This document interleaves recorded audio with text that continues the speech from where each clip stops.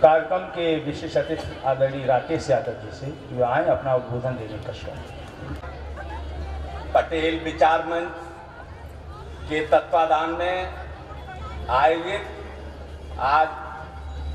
पटेल जन्म शताब्दी के अवसर पर इस कार्यक्रम में उपस्थित मुख्य अतिथि के रूप में आदरणीय आर.के. पटेल साहब, जो पूर्व में मंत्री भी हैं, वर्तमान में सांसद भी हैं और विलक्षण प्रतिभा के धनी, सामाजिक, धार्मिक और सभी क्षेत्र का जिन्होंने समावेश कर रखा हो, ऐसे फिल्म अभिनेता, टेलीविजन के कलाकार आदरणीय सुरेंद्र पाल जी, जो इस कार्यक्रम में अतिथि के रूप में उपस्थित हैं।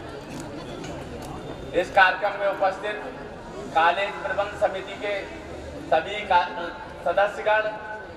अध्यक्ष जी और सभी पदाधिकारी जी और यहाँ के आचार्य जी, कॉलेज प्रबंध समिति के प्राचार्य जी, यहाँ उपस्थित सभी छात्र छात्राएं और पत्रकार साथी। अभी हमसे पूर्व वर्मा जी ने आज पटेल जी की जयंती मनाई जा रही है। इस अवसर पर अपने उद्गार रखे, अपने विचार रखे। मैं समझता हूँ कि मैं उनके विचारों से संबंध रखता हुआ मैं इतना कहना चाहूँगा कि पटेल जी को जो लौह पुरुष की संज्ञा दी गई थी वो महात्मा गांधी जी के द्वारा दी गई थी, और जब देश के आंदोलन में उनका बहुत बड़ा योगदान था, तो उसी के आज परिप्रेक्ष्य में जो के करम क्षेत्र महाविद्यालय में ये जो जयंती मनाई जा रही है, उसमें उस कार्यक्रम के संयोजक आशीष पटेल जी, श्री अतुल वर्मा जी, दीपक वर्मा जी, सचिन वर्मा जी, तरुण कुमार जी, कमलापति जी, अजय वर्मा जी, आलोक जी, डॉक्टर योगेश वर्मा जी, प्रेमचंद पाल जी, और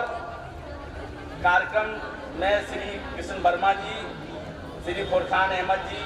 श्री विजय शंकर वर्मा जी, अध्यक्ष प्रबंध समिति, ओमकार नाथ वर्मा जी, श्री अजय वर्मा जी, श्री भूषण लाल वर्मा जी और श्री महेंद्र सिंह प्राचार्य जी और श्री प्रकाश वर्मा जी, श्री धर्मवीर यादव बिट्टू जी, उपस्थित सभी साथी। पटेल जी जब देश की आज़ादी में उनका योगदान बहुत ही महत्वपूर्ण था। इस देश में जब लोग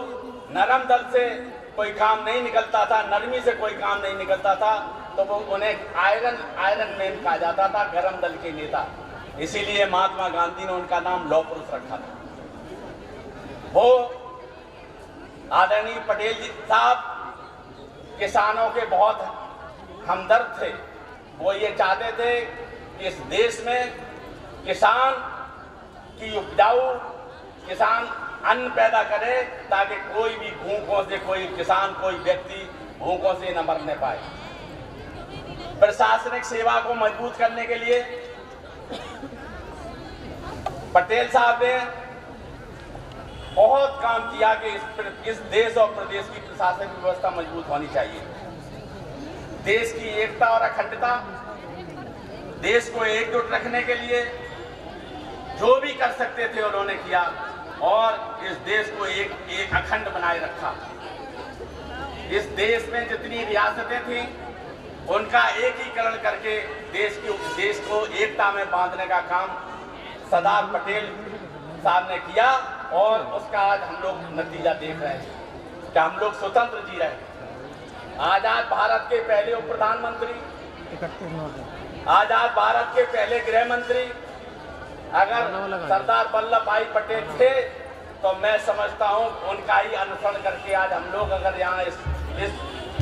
देश में और प्रदेश में अगर किसी तरीके से काम कर रहे हैं तो उन्हीं का अनुसरण करके कर रहे हैं। आज उनकी जयंती है। सही रूप में उनको श्रद्धा सुमन अर्पित करता हूं और उम्मीद करता हूं कि आपके बताए हुए रास्ते पर हम लोग चलकर इस देश और प्रदेश का उत्थान करने में कामयाब होंगे। मेरा चूंकि मैं इस कॉलेज का शासन का महामंत्री भी रहा हूं और ये यहाँ मेरा परिवार है, इसलिए मैं अतिथि और उसका तो मैं जानता नहीं हूँ, लेकिन मैं इतना जानता हूँ कि ये मैं हमेशा परिवार के रूप में आप लोगों के बीच में रहा और आपने मुझे बुलाया, आपने मुझे सम्मान दिया, इसलिए मैं सबकी प्रबंध समिति को और आपके जो कार्यक्रम के संयोजक हैं उन सबको बधाई देता हूँ और उम्मीद करता हूँ कि भविष्य में इस तरीके के सरदार वल्लभ भाई पटेल के विचारों को लेकर हम लोग देश और प्रदेश की प्रगति को में बढ़ाने का काम करेंगे। और चूँकि यहाँ कलाकारों का सामाजिक, धार्मिक, सोशल सभी तरीके का जो समावेश बैठे हैं आदरणीय सुरेंद्र पाल जी, उनके बारे में जब शेर चल रहे हैं तो एक शेर मैं जरूर कहूँगा आपके बारे में कि अगर तलाश करें तो कोई मिल ही जाएगा, मगर तुम्हारी तरह हमें कौन चाहेगा। अगर तलाश करें तो कोई मिल ही जाएगा, मगर तुम्हारी तरह हमें कौन चाहेगा। हमें चाहतों से कोई जरूर देखेगा, मगर ये आंखें तुम्हारी कहाँ से लाएगा, ये आंखें तुम्हारी